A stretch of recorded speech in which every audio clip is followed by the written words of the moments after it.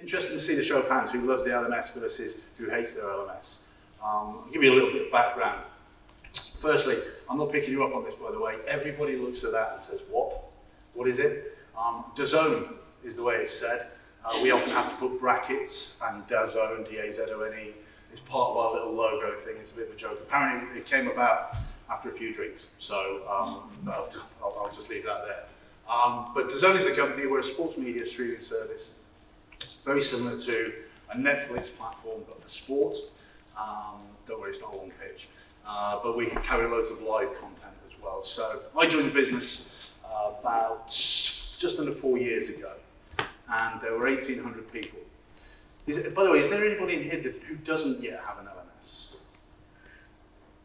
Okay, so there's some people. So what I'm going to do is I'm going to talk through the journey that I went through from the very beginning. So I joined the business, and what I inherited was, and this was nobody's fault, but what I inherited was an 1,800-line Excel spreadsheet with 6 columns, 6 titled courses, and a date in a box if someone had been on it. It wasn't a clever Excel spreadsheet. It wasn't linked to anything. I can see people nodding already, so you can feel some of the pain I had.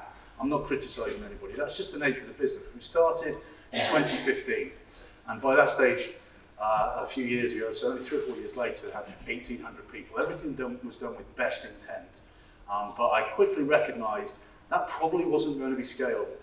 So we needed to introduce an LMS, a learning management system. So I went to a kind of learning brokerage, really, some old colleagues and friends of mine, a service where you say, I need an LMS, I need something. I'm going to mention 2 names, well, I'm not doing plugs for them, but Jampan helped me find multiple providers. And the solution we ended up with was LMS 365. That's it. The names, the brands are there. So the solution that we're talking about is LMS 365. So what I want to talk about today is, firstly, from that Excel spreadsheet and 6 courses that were run sporadically around the business, we knew we needed some kind of system that was going to be scalable and we could control training and have levels of kind of discipline over what the R&D function was there to do. So we had to look at what our core learning was going to be, and the SMEs bit is subject matter experts. What do people in the business need? And these are people who are experts in their field, so I need to work with them and them help me, because I'm not going to be able to do all of that kind of content. Had to be stuff that was going to work as well. I'm a true believer that I think gone are the days where HR or L&D should turn up on their white steam and say, hey, we've got a solution that's going to fix things for you or make things better for you. It's more about understanding what do people actually need in the business, what do they need to learn, and what's their capacity to learn. So I think also there's still a place for 12 people in a room for a day learning, but what can we do in 10 minutes? What can we do when we're not writing a piece of code if we're working in technology? What can we do if we've got half an hour and we can build it into a team meeting?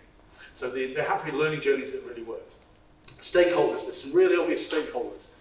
People are going to pay for it, your boss, and maybe some senior people that are going to influence others around the business as well. So I thought, they're my stakeholders.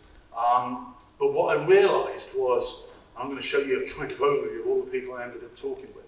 What I realised was, there's so much more than the obvious that you're going to have to get involved in. I'd worked as part of teams before bringing systems in. I'd never done it on my own. So I'd never kind of led this project. So I'm going to share the map that I ended up with in terms of stakeholders. And then you've got a plan to roll this out. Do you go slow? Do you go pilot? Do you phase it? Or do you go big bang? We know it's going to work. Let's just go with this. But being ready for the unexpected, that's really key. So I'll get going. It is all about people. We use the word stakeholders at the beginning. However, it's about people, this. One thing I quickly learned was you need to form relationships. If you're rolling anything out into the business, it's about the relationships. We often think that from an external point of view, but about building relationships with the people in the business. So there are the obvious ones that I talked about. Firstly, you've got your main stakeholders. So your exec, your board, the key sponsors, you've got people who are going to be learning, hopefully as a result of using this system, and the various functional experts as well around the business. So these are the first people that we need to talk to. We need to talk about the value of this system, this proposition, how it's going to support the growth and development of people within the business, and how it's going to help us stay safe as well as a business, so the compliance. Obvious set of stakeholders we need to engage. I'm I'm going to move over this way if this is recording. Okay, cool. Sorry, just so I don't keep standing in front of the slides. The next one is we need to check it's going to work. So we need to make sure that we understand the functionality of the system that we're going to bring in. I think you're getting the slides afterwards, by the way, but if I see just pens going on this, because I will rattle through this, it's absolutely fine. How does it fit into what we've already got, our existing IT infrastructure? Is it going to be a separate thing? Where are people going to go? Is it going to be part of our normal daily working life in terms of the systems we use? How are we going to administer it? Who's going to look after it? This is really important to us as a business. The brand, the look and the feel. From my perspective, the fewer places it feels like you have to go to get somewhere, to get something that you need, as a team member in design, the better. So even if it is a separate platform, how can we brand it so that it looks like our intranet, it looks like our core systems, so it doesn't feel like a separate destination. It feels part of everything that we do. And then if we've got external content providers as well, apart from the content we create, how do we link to those external content providers? So we're starting to think right now, who do we need to talk to and what does it need to do? The next slide though is we have part of our business who own all of our systems. So we use the Office 365 infrastructure and our business technical teams, they look after that. A system that's going to integrate with that infrastructure, we need to talk to these people because they're going to technically own the whole system. So you need to find out who these people are. I was fairly new in the business, and then start to talk to them. Who's going to own it? What kind of data do they need? Not my L&D data, but what do they need in terms of being able to measure the performance of the system aligned to other systems in the business? And an important thing for us was Power BI. Power BI was a really important thing for the integration of the system. You see there's a bit of a puzzle forming now. It gets even more fun because I suddenly realised that business systems look after the systems, they own it, but they don't kind of plug it into Office 365 or M365, whatever it's called today. So we had to get it into our infrastructure. And remember, every time you see a bullet point on here, there's a person associated with that. So this is all the relationships that we have to bring in. And then how are we going to integrate it? Is it going to be a full API integration where it seamlessly links into everything that we do? Or are we just going to go with a single sign-on to a destination that looks and feels like something to own? And we start thinking, okay, Harley spoke to me the other week, data and security. So I'm having to have a conversation now about stuff that I've probably not had a conversation before about. Data security, employee data, where's it going to sit, who's the data processor, who's this. So new conversations to me as well. There'll be new things if you've not done this before. As an owner of this project, there'll be new conversations. So very quickly realised I was learning a lot as I was going around this journey. And I was learning a lot about our business, as well as the people in our business. Got to be compliant in everything that we do. So then who's going to look after it? Good grief, I've not even got to learning content yet, but who's going to look after this system? So in terms of support, what if there's an end user who has a query about the system? You know, who they're going to call? And if you did that in your head, yeah, I was there. But who are they going to call? Because we can't just say, okay, we know if we set up a group on Teams, a Teams channel or something like that, tell people to go there. 1,800 people, it's starting to grow, by the way, we've got 2,300 now. They're not all going to do as they're told. Some will send you an email. Some might go onto our digital workflow platform. So we need to know how we're going to get all of those queries coming in so that we can provide first-line support and first-line triage for any issues that users have with the system. So general queries, and so we have to involve our desktop services team. Now we're getting multinational because we've got teams in different territories. It's starting to get a bit more fun now, this, because I'm thinking, okay, oh yeah, you've got to pay for it. Yeah, so you've got to make sure that we've got the money in place. And as I say, I worked as part of Teams before, but there's a procurement process in place that I haven't had to go through. So we need to make sure that, A, the specific line of budget is there, that's in place and ready. We need to onboard them as a new supplier because we've never used them before. And then you've got to go through the procurement approval chain. That's just one channel that we've got to go through with. What I started to realise was, the more I go to them and ask, can you do this, the more I have to fit in and wait for their priorities. However, if I talk about what I'd like to achieve and what do they need from me, that's when I started to see more traction happening with this. As opposed to saying, I need this from you, switch it around and say, this is what I'm trying to achieve. What do you need from me to help this happen? They then started telling me about other areas of the business that I would need to talk to. The first of those, we've got to do some comms. We've got to get this ready. Yeah, so we've got to do some pre-comms and engage the people who look after the business. So we've got our people partners, HR partners. We've got those in the UK who look after central teams, but we've also got one in each of our territories. So Germany, Spain, Italy, Japan, and the rest. So we've got local HR teams as well. We need to engage them so that they know what's coming. They can help in the pre-engagement of the business of the fact that this system is coming. With all of that stuff that goes back to the first jigsaw piece about the value, the growth, the development, etc. So we need to engage them.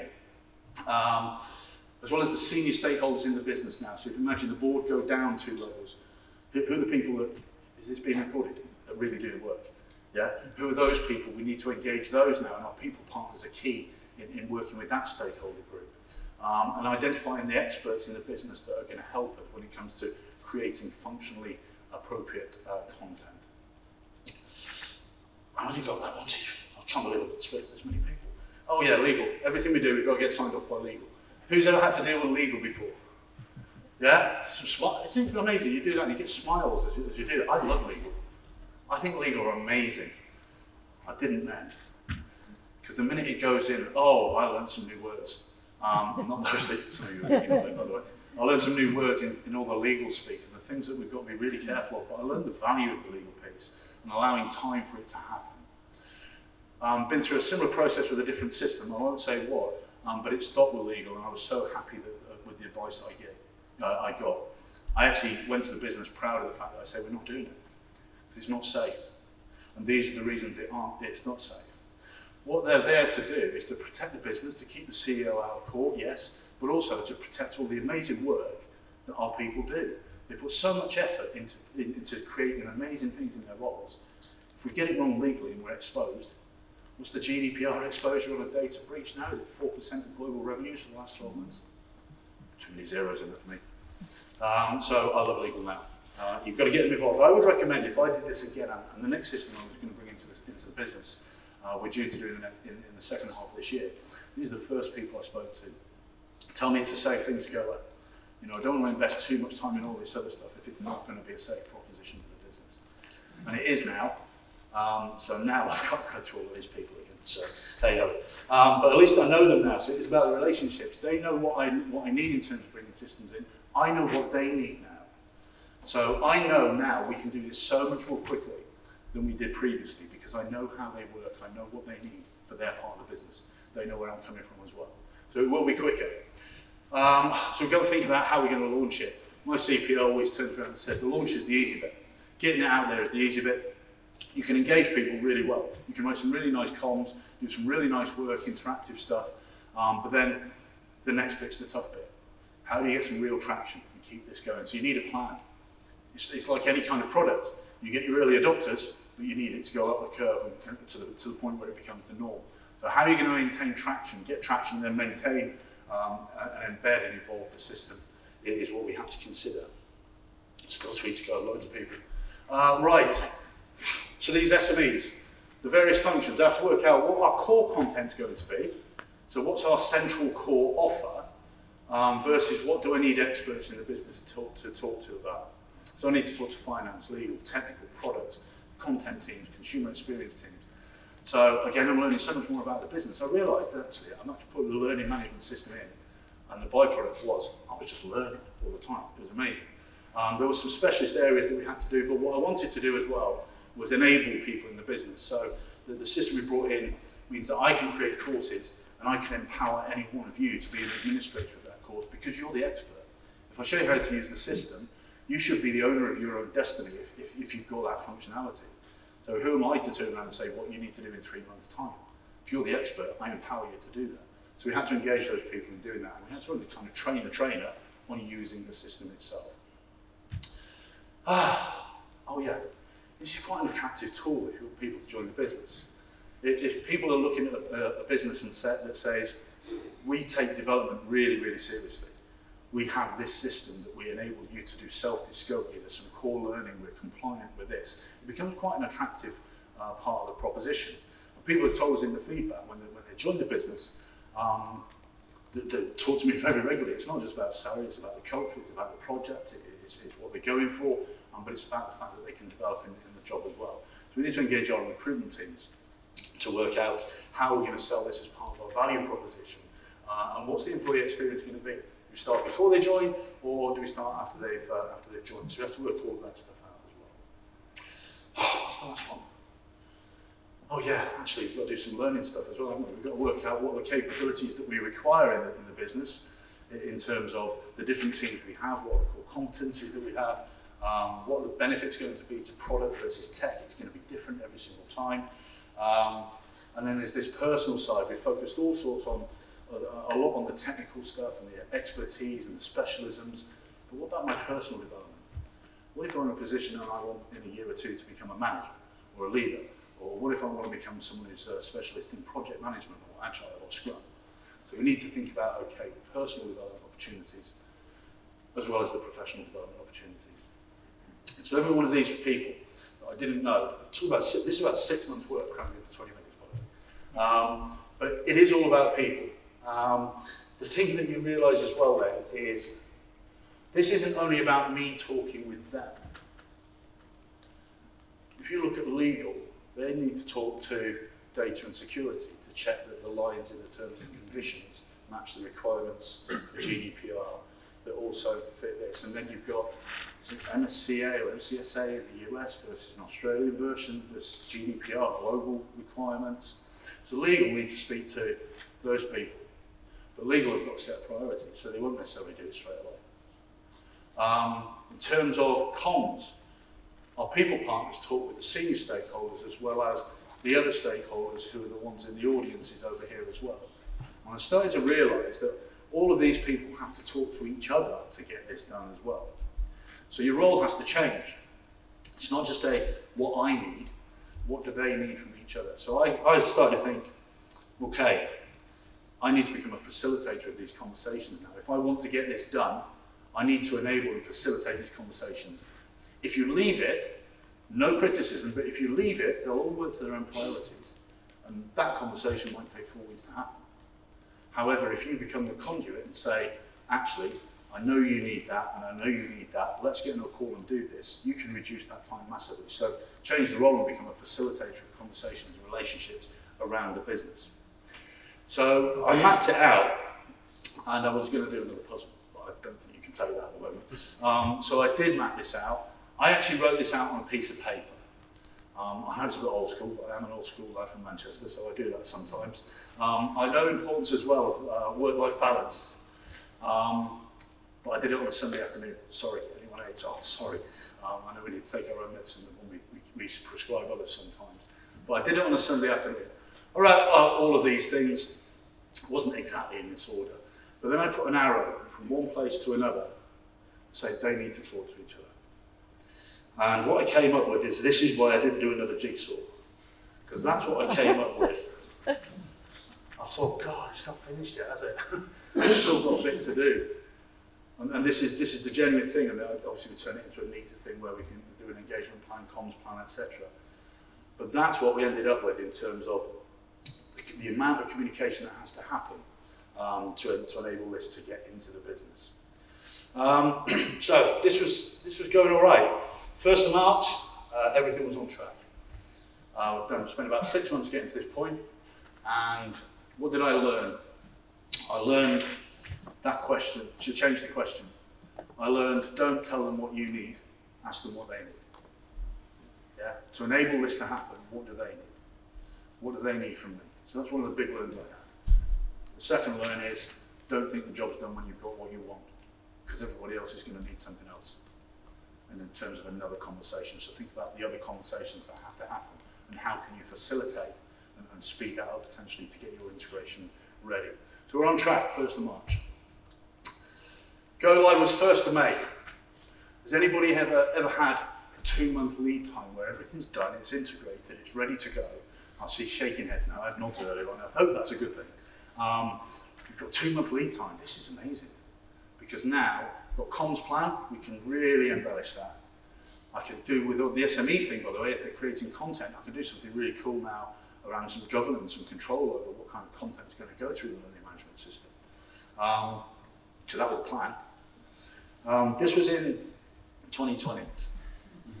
So March 2020 was quite a seminal moment in time for everyone on the planet, I know, and I'm not belittling that at all. A seminal moment for me as well, because I moved house in March 2020, and I got a completion date through of March the 13th. It was a Friday, and I thought, what could go wrong?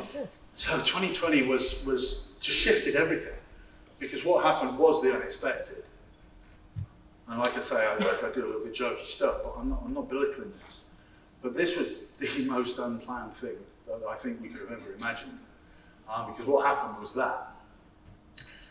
So I've got a 2-month lead time to launch now. And in actual fact, it shifted a bit because our business stopped. We were reliant on live sport, it stopped globally. We went into survival mode. I put hundreds, I could probably add a zero on that. I think we were down to a quarter, about 600 people left globally out of the 2,300. We need to give people some support and guidance. COVID, territory specific. We need to give people support and guidance, remote working, how to work in and manage remote teams. We need to think about well-being more than we ever have in our lives before. So what have we got? We've got our intranet, we've got email, we've got Teams. I remember Sean saying to me, he sat in a meeting, so what else have we got? Don't say it, don't say it, don't say it. And Paul, my now boss, said, oh, we got that learning zone thing, haven't we? Which is what we named it, our LMS. So what I had is a new target. The 26th of March, this was now Friday the 13th, I was due to go home and complete on the house. So they'll get everything sorted. I put a bit of leeway in 2 days. Yeah, that went. I had a new target, so we had to shift really, really quickly. And what it meant was, we just had to kind of go into emergency mode. And the power of those relationships that I built up, and it's not me being big-headed, but the power of those relationships really kicked into gear. Because I had people contacting me saying, I've heard you've got to do that. Let's move this quickly. We can actually have that conversation there. Leave us to do this, Steve. We'll be ready. Friday the 13th, came in on Monday the 16th thinking, this could be one of the tough weeks. 3 days later, everybody had just pulled together. And it happened. And it was an amazing feeling. But I go back to the thing, it's not about what you want, it's about asking them what they want and the relationships that you have with people. And they all just wanted to help. So we did it, and what we ended up with was our learning zone. This is what it was like today. So this now is something that is used around the business. What we needed to do though, this is a SharePoint environment. Behind it is the management tool and the course catalogue that sits in the background. What we need to do though is think about empowering people very quickly. Because all of those great conversations, I've not got time to talk to tech or content or whatever. I need to just now say, go and do some stuff. So very quickly put on some sessions that says, right, here's your management tool, this is how to use it. I'll create the course, away you go. No governance, by the way. No time for governance at that point. What they then had to do was go and create the learning. So create e-learning, webinars, classroom-based sessions, whatever they needed, create the content, just turn on the reporting capability, and that's it. Just had to let them do it. Because you know anyone involved in that, you know how much it took to do all the furlough stuff, especially on a global basis. That just took up so many people's time. So we just had to enable and empower people to do it themselves. We've let that run for a while. But yeah, those experts really taught me something, both in the integration and those who were just creating content. Yes, I've got to do something around governance. Yes, I've got to do something around control and consistency, but that can wait for now. We'll do that in the second half of this year.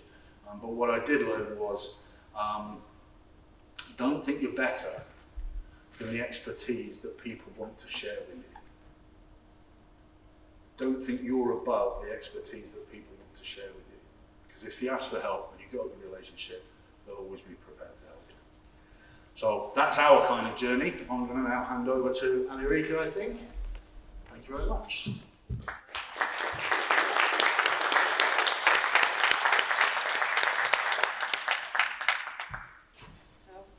Checking if my microphone is working. Can everybody hear me? Perfect. Okay. Thanks so much, Steve. I think a really interesting story. Well, you can see it with a completely different look and feel, less sexy than live sports, logistics, but we're doing our best to make it sexy. Together with Trevor, I'm going to tell you our journey. It's a completely different implementation journey than Steve's story. So we have the same mission, only a different approach. So that's the funny thing. When we were preparing together, we found out, oh, that's funny. We're really actually trying to do exactly the same, but then in a completely different way. And I think everybody's journey will be completely different when you're implementing an LMS, because every company is different. So we have a completely different organization, different user base, which impacted our journey quite a lot. Different geography, but as I said, the same goal: go realize your potential. And that's what Steve also is trying to do. Realize the potential of all your employees. So in 2017, when I joined the company, we just started a global transformation program, a Transform 2025. And linked to that, there was interest to also, of course, improve learning and development and HR in general. But that, well, I think we were lucky that we started that big transformation, because that also put us on the radar for investments in learning and development. Because sometimes it's very difficult to persuade people, of course, to put a lot of money in a new system. But because of this business transformation and the fact that they saw that in our mission to become the world's preferred supply chain logistics company, which is our mission as a company, we need our people also to perform at their best. So our president and our board acknowledge that learning and developing our people is at the core of our business, and therefore they saw that investment was needed for that. So you can see where our name is coming from. We call our platform Use and Advance. So because when we advance as individuals, we advance as a company. So that's what we believe. However, as I said, we have a completely different implementation journey because of a very complex organization. As I said, in 2017, we started the transformation. And why? We were 47 countries with 47 different companies. So it wasn't one global logistics company, no. It was 47 different companies, all doing their own thing in terms of HR, in terms of business, in terms of ocean freight, in terms of air freight. And we needed to become one global company. So you can see 47 countries, 595 logistic bases, 355 cities, locations everywhere, 25,000 employees, of which a lot white collar, but also a big chunk in the logistics, in warehouse, operational staff, which also caused, of course, challenges for the implementation. And a big thing for us, which caused also complexity, is that we have 3 separate IT networks. And we still have that. It was 5 years ago, we still have 3 different IT networks. So we have one network for Asia, we have one network for the Americas, and we have one network for Europe. And they're not communicating with each other. So we also have 3 different Teams environments, for example. So we always have to switch between the environments to talk to other people.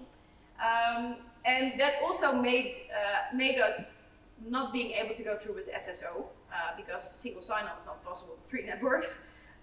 We couldn't connect it with existing platforms because we didn't have global existing platforms. And yeah, that caused us a lot of headbreakers. Like how are we going to do that? And then we made the decision to build the LMS not linked as for example for Steve, linked to the SharePoint environment, but build it outside of any other environment as a completely new system, which caused new challenges because people are not automatically going there. So you have to get traction to that platform. It has to be attractive and sexy, of course. One thing that also made it complicated is that what we did when we did the HR survey, a sort of audit of what systems do we have, we found out that we have 59 different HR basic data systems. So payroll systems, time and attendance systems, workforce management systems, 59 in 47 countries. Interesting. I think the UK has 10.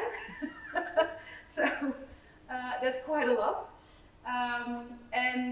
Well, that made us decide that going for a full-fledged system, so full HRES plus all strategic HR modules was a bridge too far. So we decided to start with learning, do that in a really great way, make sure that the whole world, you know, embraces it, and then starts to build out with other modules. So that was our strategy. So we found a partner to do that. SumTotal, also in the room here today, well, together with them, we built this whole rollout story. So how are we going to do that? How are we going to phase it out? 47 countries, you're not going to do it in one big bang, especially if you have, well, people without email addresses. So our warehouse workers usually do not have email addresses. So we decided to go first for the white collar population, so people with email addresses, so that they could, you know, we could engage with them via the notifications out of the system, via emails, via targeted communication. And we're still not there. We're 2 years in. We're 2 years in now, and we're still not there that we are ready to implement to blue collar. So that will be this year. So this year we will start focusing on the warehouse employees. And that's even becoming more complex because you need kiosks, laptops, tablets, rooms where they can go and you know, focus on learning. The content you build needs to be phone adaptable, while what we build at the moment is only suited for laptops. So yeah, completely different complexity in that sense. But the rollout journey only for our white collar population, our office workers, started with the whole configuration phase, where we 6 months, I think, thought about everything that was needed. And Steve already spoke a lot about that phase, so I'm not going to do that. But what we said is, okay, we're not going to have a big bang, so we're going to work in waves. So wave 1 was a pilot. Being a Japanese company also gives different type of challenges. Everything needs to be trialed and tested before you can go to the next phase. So this phase was super important because they could even say, you know, they could even pull it away if the pilot wasn't successful. So it was an important moment for us. The pilot was for 50 people from all over the world, from all of that countries. And we worked very closely in those 3 months with them to get a lot of feedback, to see what goes well, what is more challenging, and is the content interesting. Trevor will talk about that in a couple of minutes. And that wave was really to make sure that we covered everything that we needed and learned from their experience.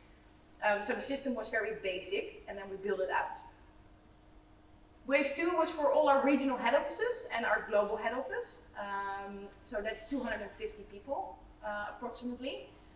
So that it went slow, and although COVID hit us, we decided to not go off that path. Just because all our operations in all of those 47 countries, it's logistics, right? So in COVID times, it was so chaotic, so busy, ocean freight, ships were lying somewhere in the middle of the ocean, couldn't dock, airplanes couldn't land, so it was a big chaos. So we didn't want to bother them with, you know, a speed up process, and we just wanted to stick and do it right. So that was our decision at that time. So wave 2, 250 people, regional head office, because that are your senior stakeholders that have to become enthusiastic and have to be engaged. And when they have a great enthusiastic story to the rest of the organization, it really starts to roll. And then at that time we also used to build a rollout toolkit. So a toolkit for all our opcos, all our countries. And in the toolkit are checklists, kickoff decks, launch campaigns, everything you can, super user manuals, employee and manager manuals, everything you can think about. We designed in that wave 2, and fixed and completed in that wave 2. And then wave 3, you can see it's a bigger arrow, it's a longer period. That is where the rest of our 47 opcos went live. from September to March 2021, so that's actually a year ago, that we completed the rollout to all of our countries.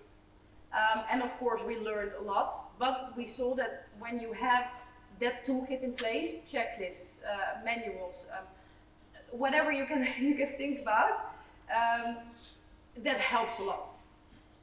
And because we had to start not from being a global company, but from 47 countries, there was also not one global legal department where we could go to. So that required more time as well, because all of those 47 countries had to go to their own legal departments to check everything. So that's why we needed more time. Same as for IT. It's in 47 countries, it's not globally aligned. So HR was actually one of the first pillars to start aligning in our organization. And we see that with this LMS implementation, actually it drives, how do you say that, strengthening of relationships. Because people, as Steve also said, have to start working together. So it's a side effect that implementing an LMS also makes your company more global. And that is, of course, in the end, what we're trying to achieve. And then wave 4, data. Because of the 59 systems, we couldn't have, we don't have one database where all the data comes from. No, all of our 47 opcos have to manually create a data file and upload to the system.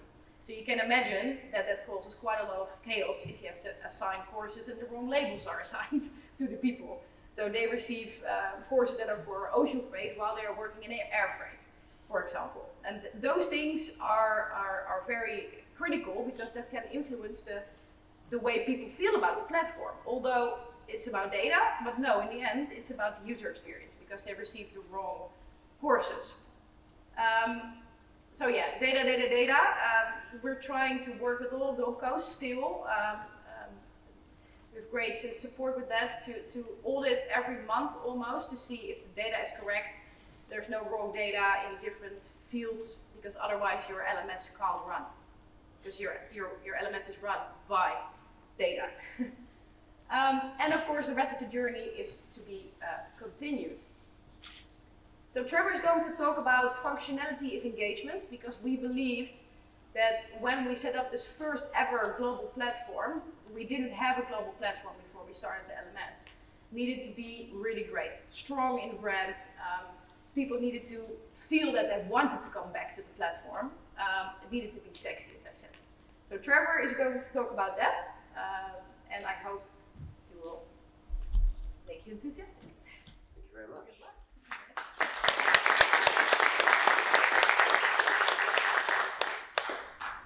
Just check. Oh yeah, definitely. Yeah. They're working straight away. So quite a lot there to try and condense one story, 2 years worth of work into an overarching big story for the strategy, for the overarching at the top, and how we actually achieved it at the very beginning. So quite what Chris says, and as Steve has touched on quite a lot, that at the very end of everything is the people and actually the learner experience. And that's the most important part. The most important part is who's going to actually use the content, how they're going to engage with it, and if we're building something from scratch, how do we make it interesting? How do we make it sexy? How do we want people to come back? Well, let's tell you how we started, certainly with our journey. Now, depending on how old you are, who knows the term, if I say this, if you build it, they will come. More than I thought. That's good. It's more than I thought. Even you. Thanks, Steve. Yeah, cheers for that. Right. So,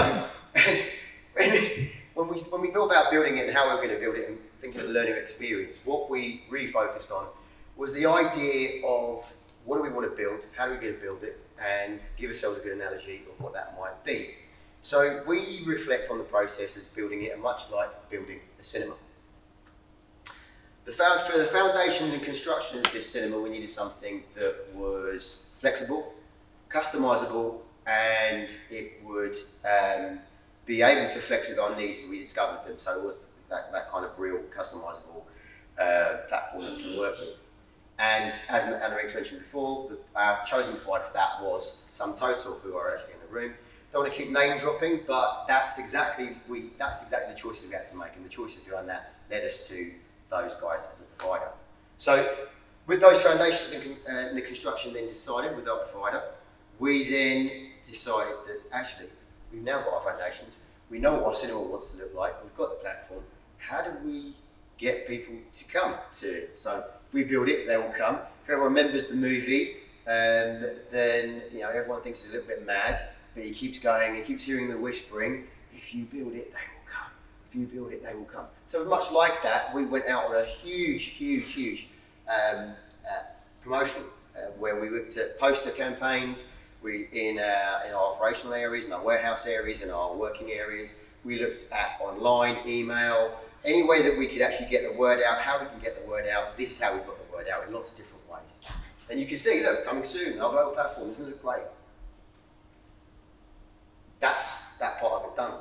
We had to build that real engagement, we had to build that enthusiasm, that excitement. Everyone wants to come and look at it. What is it? What's it going to be? Finally, what movies are we now going to show in that? But before we do that, we have to consider when our learners arrive at that process, and when our learners arrive there, they want to arrive at something that looks appealing, it looks like it's going to actually work. And as Enrica mentioned before in the previous slide, functionality equals engagement. So as you walk into a cinema, you go, can I find everything where I want it? If I go there, does it work? If I go into that cinema and I see the screen, is it actually going to show me what I want? So we've got all that nailed. Brilliant, fantastic. Right, so now we've got the intuitive platform nailed. People are going to come in and go, right, okay, that's what we want to look at, and we're engaged straight away. Now, show me something good. We don't want to create a fantastic, really good-looking cinema and show bad movies. So, what movies do we want to show? Well, we have to consider who are our audience. It's not just learners in this process. It's learners across all different languages, all different opcos, all different areas, all different types of learning that's required. It's not just professional, it could be skills-based, it could be behavioural-based, it could be personal, it could be something that isn't just in the world of work, it could be something like, I don't know, desk yoga or ergonomics 101, which is our #1 course, by the way, which is a big surprise to all of us. But actually working in the COVID world, 2 years, but sitting at most of us working from home, it's no surprise people wanted to go and access that content. But did we know that was going to actually be the #1 content? Had any idea that's what the movie that everyone wanted to go and see would be? No idea. But to actually have done that, because actually this is the content that people can actually go and pull down themselves and engage with straight away, this has been a revelation for us. So to really make sure that we had a provider that could do that, LinkedIn Learning was the choice. And by far, it's been a really good choice for us. But that didn't come without its own complexities and challenges as well. There are only 7 languages that LinkedIn Learning offers. So that's a huge thing. So it can give us something across all the platforms we need, but it's only 7 languages across all those platforms. And there are more languages around the world than just the 7 that are on offer. And certainly, we only had the 7,000 licenses to begin with as well, because we wanted to see how this was going to go. So 7 languages, 7,000 licenses, okay, it's an offering. It's getting there. What else can we do? And later on, because of that, we realised that there's more that we need to do, and we added Skillsoft later on to then offer another 21 languages on top. 17, sorry. 17. Well, I suppose 7 plus the 17 gets you into the 20s, right? Okay. So yeah, and that's what it gave us. And there you see some of the offerings that Skillsoft gave us as well. So that's all done. That's great. We've got that done. We've got our people coming to us cinema. They're watching what we want. We're looking at our content. They're watching the movies we really want them to go and see. Learning in the flow of work, which is what I mentioned, was the pull aspect of what they want to go and see. So we didn't know that Ergonomics 101 was going to be the #1, the top content. It's been top content, I think, now for 3 months in a row.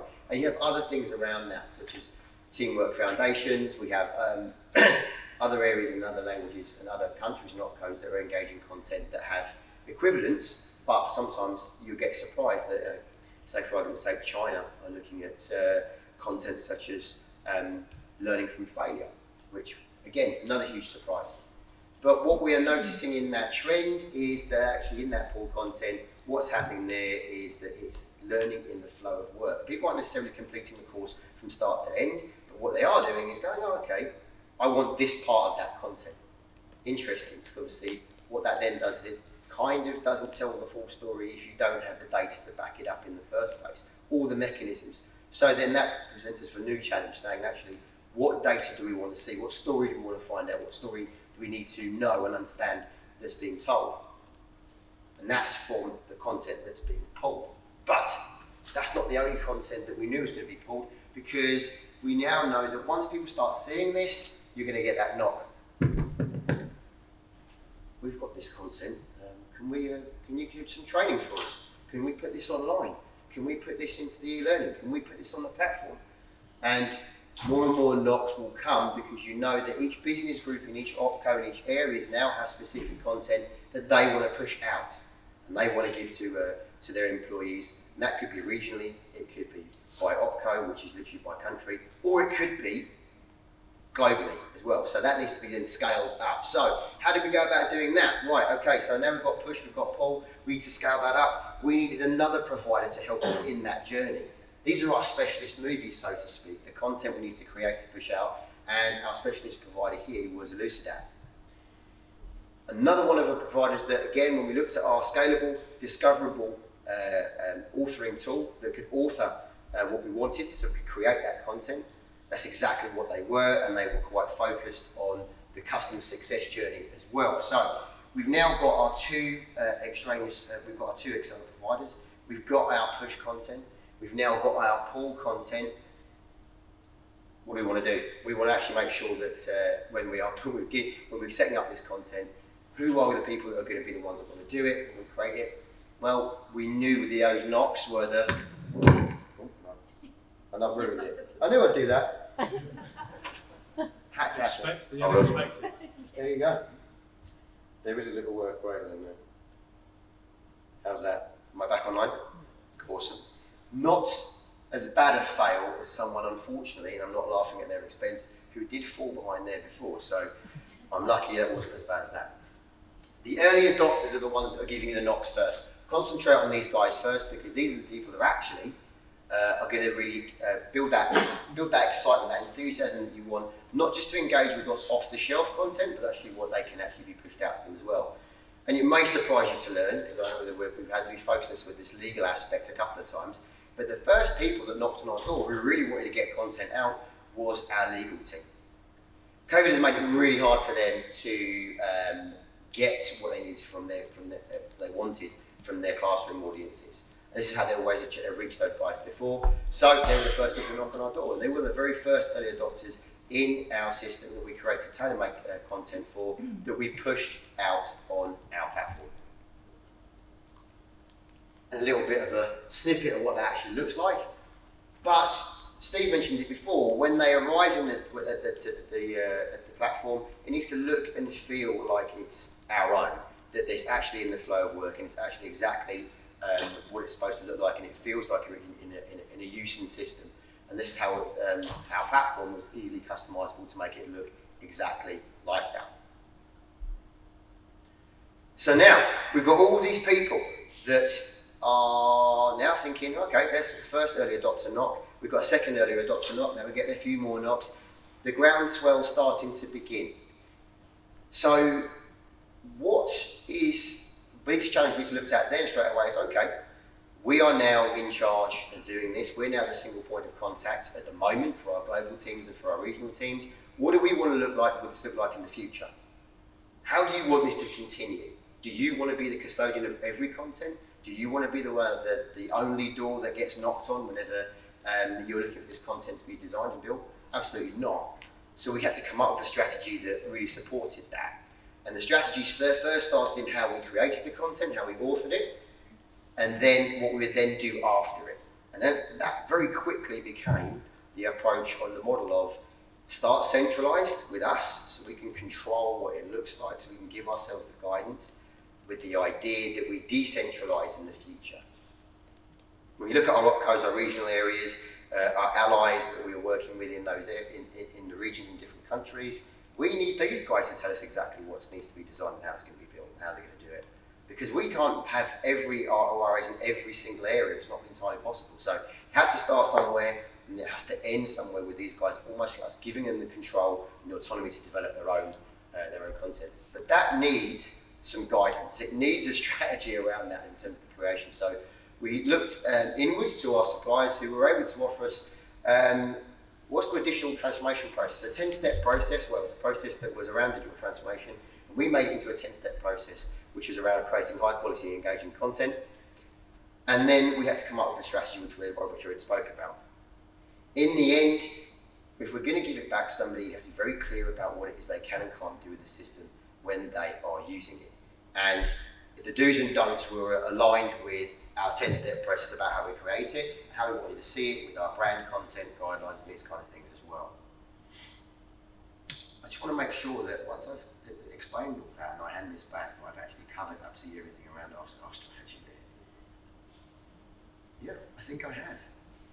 Ultimately, when we're giving that control back, what we're starting to realise here is that when we spoke to Steve and we were invited to come and talk about it, actually we have the same mission but a different approach, and we've now ended up in almost a very similar place. We are at a timing point in our journey where we want to give this back and open it up. Steve started there, opening it up, and now he kind of wants to take some of that back. And we're now in a situation where we have somewhere where we think, well, okay, we're at this point we're going to do it. What's the next point we are? How do we do it? And how do we empower people to go and do that? So as I mentioned before, when they are working in the opcos in those regions, that they help their people where they're closest to realise their potential. Because we are now only using e-learning at this point in time, but an LMS is doing so much more. In COVID times, it was good that we had that focus, but now we are ready to build out. So that is in our roadmap. And next to that, we are ambitious because we still do not have other global systems. Our performance process is still in Excel. So performance management is going to be a module that we're going to implement in the same system because it has proven to be successful. So we are adding that module now, because people know how to find it, are enthusiastic, it's an easy user experience. So that is something that we're already working on. And then onboarding will follow, talent management will follow. So together with the vendor in that roadmap, Use in Advance Part 2 soon to come in theaters. You had share knowledge, realize potential.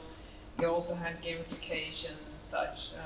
Having an LMS system that we have for quite some time now, looking to require an LXP to do just those things.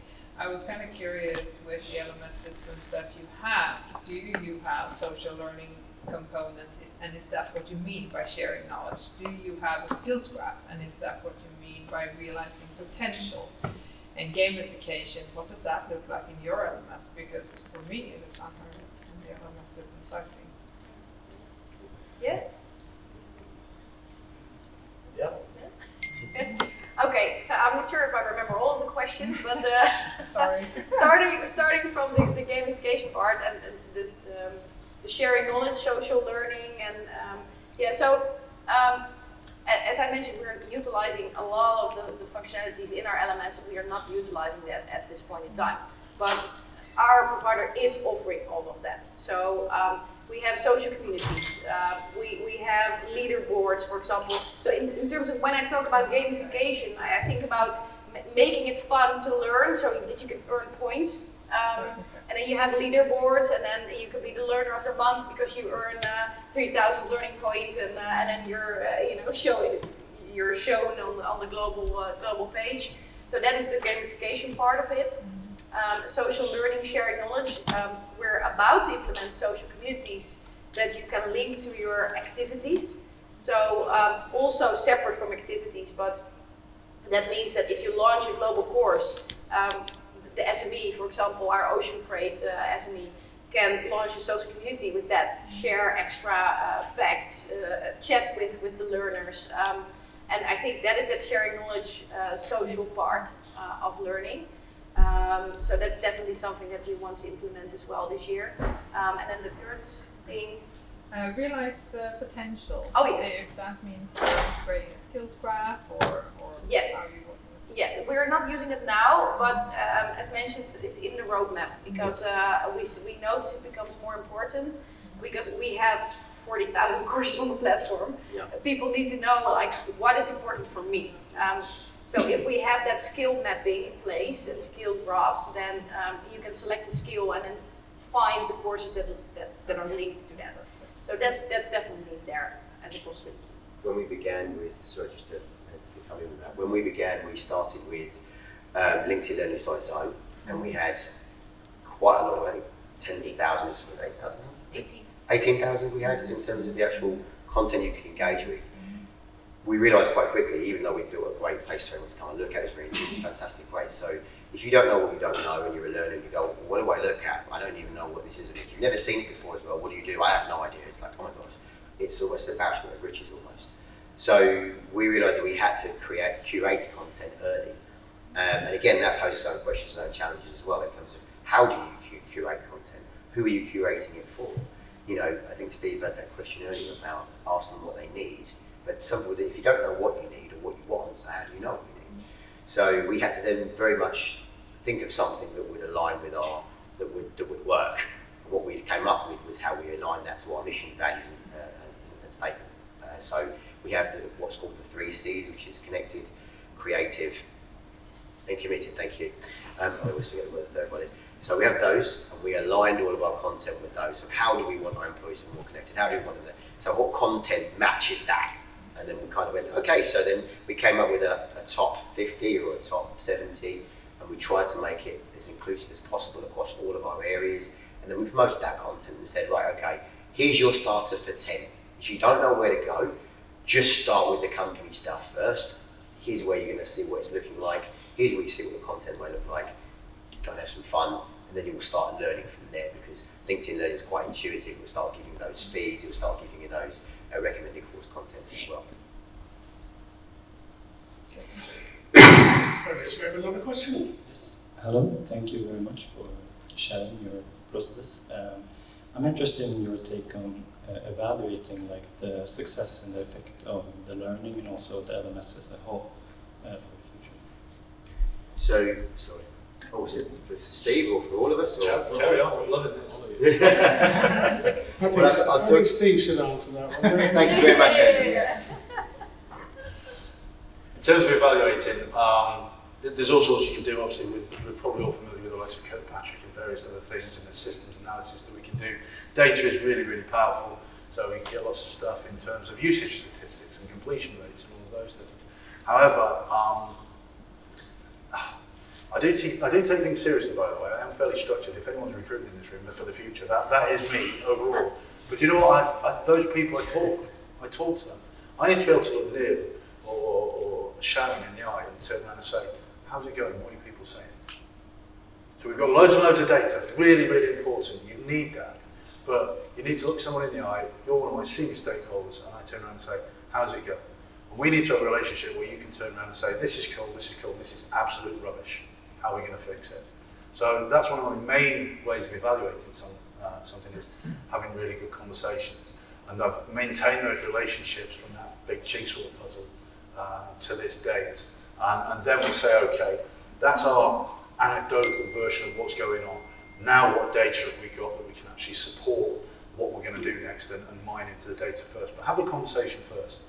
Get some kind of intuitive responses to how do you feel it's going. And if you want to do that at scale, yes, create a survey, SurveyMonkey, forms. We've got an engagement tool that we use. So there's a company that we use for employee engagement surveys that we do. Using all of that and then bringing all of that together is key. But literally looking someone in the eye and saying, how's it going, is the first step. Anything to add to that, guys? Yeah, I was about to say, just to converse to that, because obviously you've got that sort of micro one-to-one ability, whereas ours is a much wider sort of view that we have to try and take. So for our pool content, we create surveys, and we create surveys inside the content. So they can't leave the content without giving us a response. So we can get that kind of raw, straight away answer. How did you find this bespoke content? And that's quite good. But what we don't see a great deal of at the moment is the pool content. We're starting to see usage stats come out of this more because we're looking behind that. We're starting to build data from that and breaking it down by region. But that's been a slower process to be able to do that, look someone in the eye or ask them directly, how did you get on? But the idea is that you have to go and build that into your plan and say, right, okay, we have to then have an idea of how we're going to look at that as a wider sort of thing. And the big question there is, with an organisation as large as ours, what do you really want to see? Probably a question for Steve mostly, although it may play into your move to a more decentralised model. So what would be some of the key tips, learned, do's, don'ts around consciously taking on a decentralised model around content, etc.? So the context is, in the business owner, we have got a ton of product owners. We can't do all the building for them. We need them to own a level of that. So what are some of the tips, tricks, do's, don'ts that you've learned from your decentralised model that others could take? I suppose it's probably, I think in one of the titles or the descriptor for this session is about pitfalls. And one of your pitfalls is, my hand was forced slightly in terms of that period of 2 months being brought down to here. If you've got that time, put some level of governance in there. So at the moment, that happens and you just relinquish control of the quality and the consistency of content. So investment up front with the experts, realising you're not the expert, but investment up front in terms of your expectations for quality, consistency, and the way content is going to be published is the biggest thing I got wrong for the right reasons because of the nature of the time we were in. Thank you. Does that answer it? Yeah. Thank you. I would just add, just a very small bit on there from our perspective. I could talk about quite a few different things, but I think the biggest thing for me was, if you are going to decentralise, exactly how are you going to go about doing that process? And we talked about, and I think in getting the description for this session is about, one of the things is about people who you involve. People can be more important in this process. Who are your supporters? Who are your allies? And what do you want them to do in that process? It's one thing, you can support it and go, you can't go to them with a half-baked plan. And the last biggest thing I found was creating that network and relationship in a COVID world where I can't fly somewhere and go and see someone and look them in the eye like Steve would go and do. I have to do that through a screen, and you have to try and build a network and relationship when previously there was none. And you want them to go and do something nice for you. So, you have to consider all those factors too. Two small questions, please, and thank you for your presentations, very insightful. I wonder if you have architecture for your systems and if you can share it with the conference. That's question number one. And question number two, legal implications. Are they associated with your solutions? Because it was no legal implications and all of a sudden it's blasted out of control. So is it because of complexity of your solutions, or it always been there? So just to clarify the question on architecture, if you could explain a bit more, what do you mean by the architecture? Just system architecture is system elements, system boundary, how you build it, all the interfaces and stuff like that. If we can have a look at this construct, it would be very insightful, obviously. Yeah, I think one of the benefits of the company where we were is we didn't have the complexity, the multiple different IT infrastructures, the multiple countries, etc. So we worked in a single IT infrastructure, which was the Office 365 infrastructure. And it sounds a little bit flippant on me, but it literally just plugged in. It was a Microsoft product, and it literally just plugged in. So all we needed to do, in terms of implementation, if you speak to any vendor, and I'm not being critical here, I've said that word a few times today, you will be given a promise as to how easy it will be to integrate something. And you'll be given an expectation of, you'll need 3 hours for that, 6 hours for that, 2 hours of that, and you're done. Now, I'm, like I say, an old lad from Manchester, and there's a bit of cynicism in me through life. And I think, okay, what's the reality of that? It took 3 hours, an hour and a half, and 45 minutes. It was that simple. That was it. The rest of the jigsaw was the complicated stuff. So in terms of architecture, it did actually just plug straight into our infrastructure and everything went right. The legal thing was interesting because we're going through that is literally just a kind of, you've got to get lawyers talking to lawyers. That's the biggest learn for me, is get the lawyer talking to the lawyer. Because they don't, you become the intermediary and you're suddenly thinking, What's that 3-letter phrase? What's that one? And am I putting that in there? And if you let yourself become the intermediary, it slows it down, and it's not an expert talking to an expert. So where possible, there are different legalities in different for Europe, for North America, for Australasia, etc. As quickly as possible, get the lawyers talking to the lawyers is what I would recommend. And if you want any more detail, I'll be floating around for the next day a bit. I can talk a little bit now. I'm kind of proud of myself. The overall thing for me, though, just to kind of finalise the thing from my point of view, is I didn't realise how much of an expert I wasn't. I asked stuff in the people in the business to go and break this for me, and they did. But I learned so much. I asked experts to think about content they needed to create. I realised I'm not an expert in so many things, and I actually feel proud of myself that I can say that. I'm not an expert in loads and loads of stuff, but I work with loads of people that are, and I've got relationships with them. I'm really proud of them. Fabulous. We've run out of time. Who would have guessed that on an LMS presentation? And I didn't even have a chance to ask you an awkward question. Steve, Trevor, and Enrica, thanks ever so much.